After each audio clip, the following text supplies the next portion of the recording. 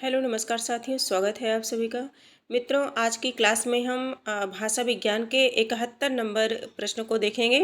प्रश्न संख्या 71। और ये क्लास मैं आप सभी को बताना चाहूँगी कि ये class UP, TGT, PGT, LT grade, Bihar शिक्षक भर्ती यानी कि सभी परीक्षाओं के लिए बहुत ही उपयोगी क्लास है। और आज की क्लास में हम 71 नंबर के प्रश्न से स्टार्ट करेंगे। इसके पहले के जितने भी प्रश्न हैं वो हो चुके हैं। तो प्रश्न है हमारा, हिंदी का उद्भव अपभ्रंश के किस रूप से संबद्ध नहीं है। हिंदी का उद्भव अपभ्रंश के किस रूप से संबद्ध नहीं है। सौरसेनी अपभ्रंश, अर्धमागधी अपभ्रंश, मागधी अपभ्रंश और डी है पैशाची अपभ्रंश। तो इसका जो आंसर होगा वो क्या होगा, पैशाची अपभ्रंश, है ना। और हिंदी 17 बोलियों का उद्भव पैशाची अपभ्रंश से संबंध नहीं है। हिंदी भाषी क्षेत्र की अधिकतर भाषाओं का विकास सौरसेनी अपभ्रंश, अर्धमागधी, मागधी आदि से हुआ है।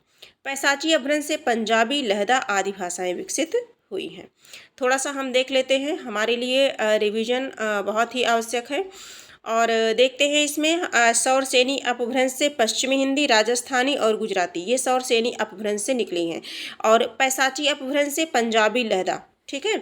और ब्राचड़ से सिंधी और खस से पहाड़ी हिंदी। आगे हम सभी देखेंगे, महाराष्ट्री से मराठी निकली है और अर्धमागधी से पूर्वी हिंदी निकली है। और मागधी अपभ्रंश से बिहारी, उड़िया, बंगला, असमिया। पश्चिमी हिंदी खड़ी बोली कौरवी, हरियाणी, मांगरू। ब्रजभाषा बुंदेली और कन्नौजी ये सभी किससे निकली हैं, पश्चिमी हिंदी से। आगे हम सभी देखेंगे, राजस्थानी हिंदी, मारवाड़ी, जयपुरी, ढुढाई, मेवाती और मालवी। पहाड़ी हिंदी कुमाऊनी, गढ़वाली। पूर्वी हिंदी अवधी, बघेली, छत्तीसगढ़ी। और बिहारी हिंदी मैम भोज यानी कि भोजपुरी, मगही और मैथिली। ये था हम लोगों ने ये जो है भाषा विज्ञान का बहुत ही महत्वपूर्ण टॉपिक है ये। आगे हम सभी देखेंगे, हमारा जो दूसरा प्रश्न है 72 नंबर का प्रश्न है, ब्रज भाषा का स्थानीय रूप नहीं है। जादोबाटी, बी है डांगी, सी है सिपाड़ी, डी है सिकरवाड़ी। तो 72 नंबर का जो प्रश्न है इसमें से देखना है, इसका जो करेक्ट आंसर होगा सिपाड़ी। क्या होगा, सिपाड़ी होगा, यानी कि डी नहीं है, पूछा गया है तो सिपाड़ी नहीं है। आगे हम सभी देखेंगे, कुछ इसमें है, ब्रज भाषा सौरसेनी अपभ्रंश के पश्चिमी हिंदी के अंतर्गत विकसित बोली है।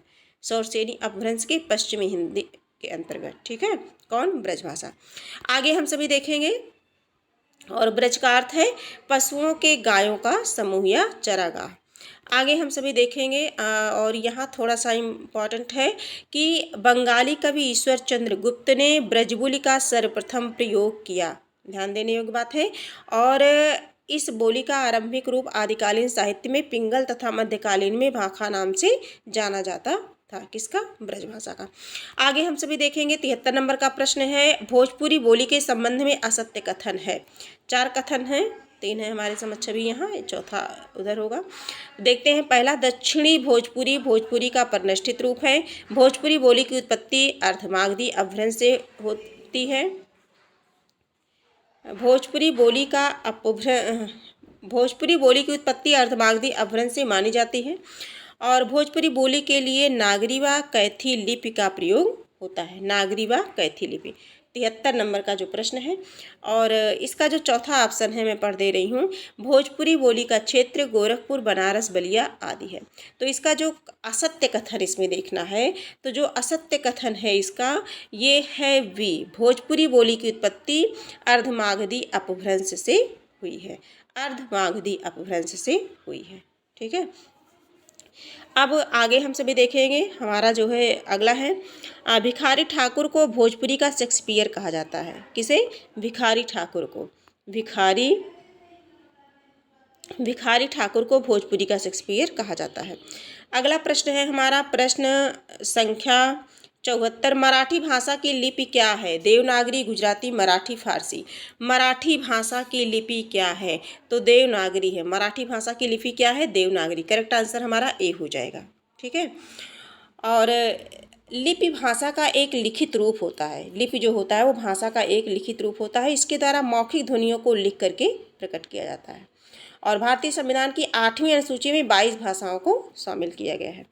अब इस 22 भाषाओं में देख लेते हैं भाषा का नाम और भाषा की लिपि, यानी कि मलयालम, मलयालम है, मराठी की देवनागरी लिपि है, नेपाली की भी देवनागरी है, उड़िया की उड़िया, पंजाबी की गुरमुखी, सभी परिचित हैं।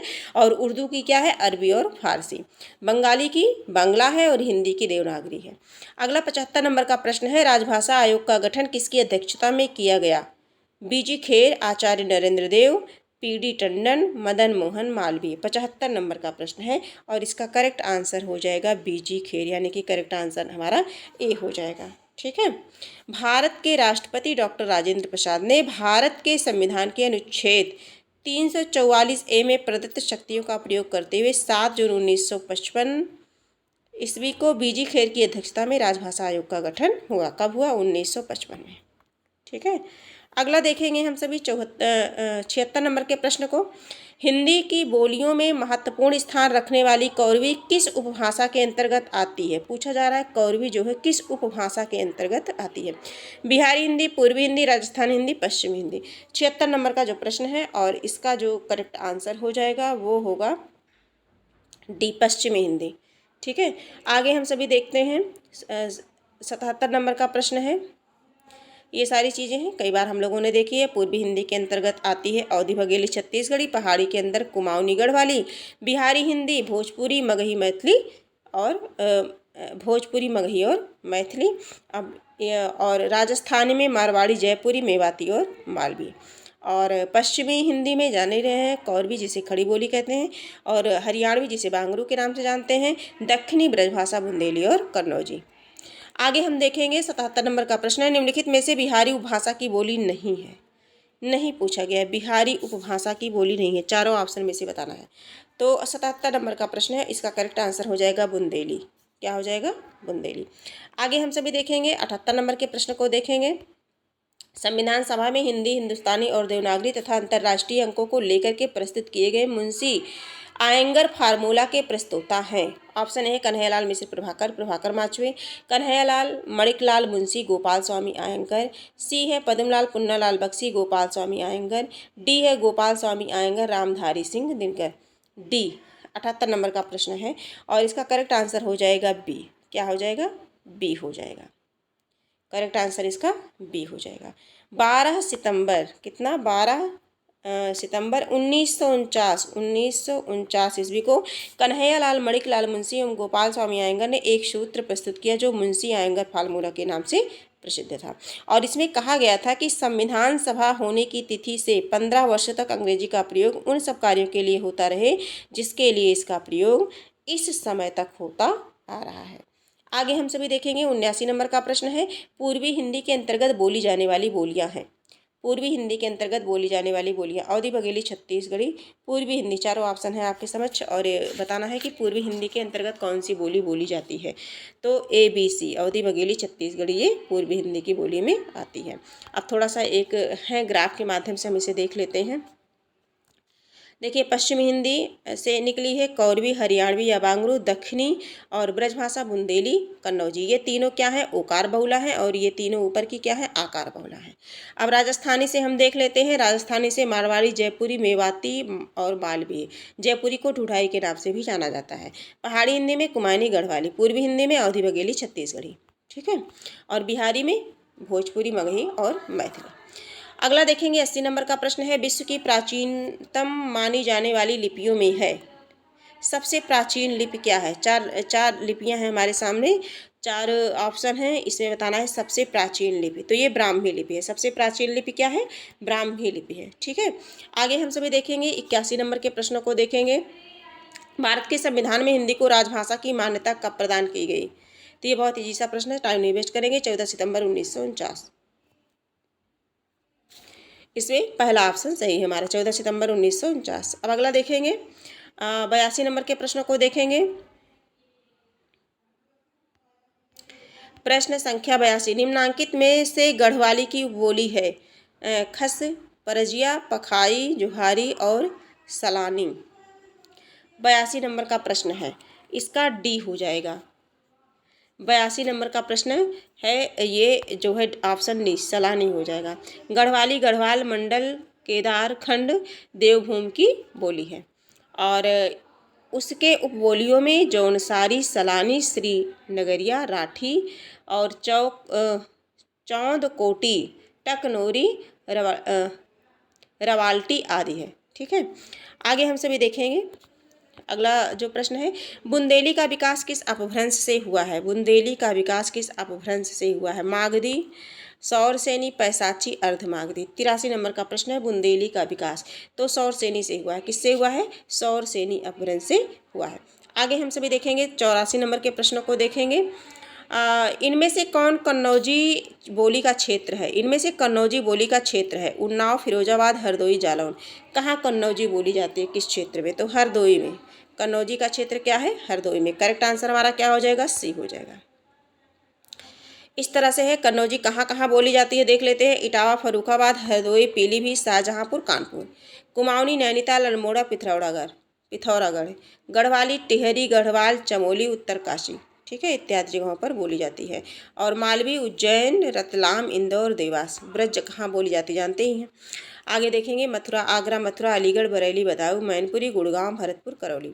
85 नंबर का प्रश्न है, देखेंगे इनमें से कौन सी भाषा देवनागरी लिपि में लिखी जाती है? इनमें से कौन सी भाषा देवनागरी लिपि में लिखी जाती है? तो उड़िया, मराठी, गुजराती, पंजाबी। कौन सी भाषा ऐसी है जो देवनागरी लिपि में लिखी जाती है? 85 नंबर का प्रश्न है। देवनागरी लिपि में लिखी जाने वाली भाषाएं कौन कौन सी हैं? संस्कृत है, पाली है, प्राकृत है। और इसमें अगर देखा जाए तो इसका करेक्ट आंसर क्या हो जाएगा? मराठी। क्या हो जाएगा? मराठी। मराठी, कोंकणी, सिंधी, कश्मीरी। ठीक है, इत्यादि भाषाएं लिखी जाती हैं, तो करेक्ट आंसर हमारा बी हो जाएगा। 86 नंबर के प्रश्न को देखेंगे। प्रश्न संख्या 86, संविधान में प्रांतीय भाषाओं के दावे को किस अनुसूची के द्वारा स्वीकार किया गया है? संविधान में प्रांतीय भाषाओं के दावे को किस अनुसूची द्वारा स्वीकार किया गया है? 8वीं, 10वीं, 9वीं और 60वीं।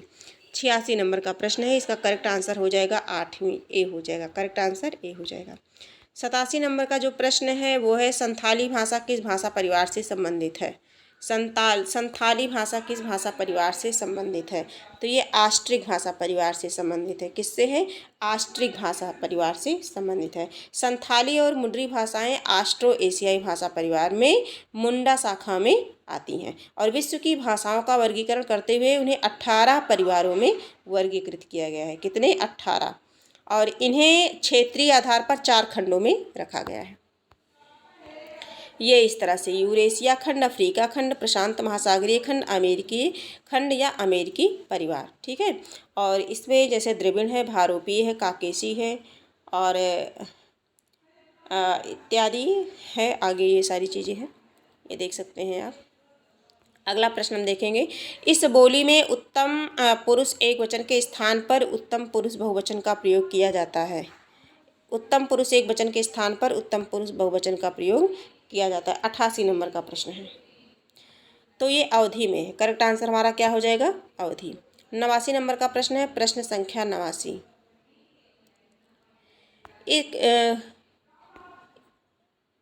इस बोली में कर्ता कारक की विभक्ति का प्रयोग नहीं होता। यानी कि किस बोली में कर्ता कारक की विभक्ति का प्रयोग नहीं होता? किस बोली में? तो कन्नौजी में, बुंदेली में, अवधी में और मेवाती में। किस में नहीं होता? तो अवधी में नहीं होता। करेक्ट आंसर हमारा सी बनेगा। अगला प्रश्न है 90 नंबर का प्रश्न है, सौरसेनी अपभ्रंश के अंतर्गत आने वाली भाषा नहीं है। सौरसेनी अपभ्रंश के अंतर्गत आने वाली भाषा नहीं है। गुजराती, सिंधी, राजस्थानी, पश्चिमी हिंदी। तो सिंधी नहीं है। क्या है? सिंधी नहीं है। सौरसेनी अपभ्रंश के अंतर्गत आने वाली भाषा सिंधी नहीं है। तो आज की क्लास में हम लोग जो है 70 से लेकर के 90 तक प्रश्न को सॉल्व किए हैं। और ये सारे प्रश्न और इनके आसपास के जो भी इनकी व्याख्या है वो सभी बहुत ही इम्पॉर्टेंट है और यहाँ से प्रश्न बनते ही बनते हैं परीक्षा में। तो आज की क्लास हम यहीं कंप्लीट करते हैं, फिर मिलेंगे और इसी तरह से हम सभी टॉपिक वाइज जो है कुछ प्रश्नोत्तरी लगाते रहेंगे। कभी कभी क्लास नहीं हो पाती है, आवश्यक जो है समय अभाव के कारण कुछ जो है आवश्यक कार्य हो जाता है तो नहीं हो पाती है क्लास। बाकी क्लास रेगुलर करने की कोशिश रहेगी और इसी तरह से आप सभी पढ़ते रहिए, अपनी तैयारी को बेहतर बनाते रहिए। फिर हम मिलेंगे, तब तक के लिए धन्यवाद।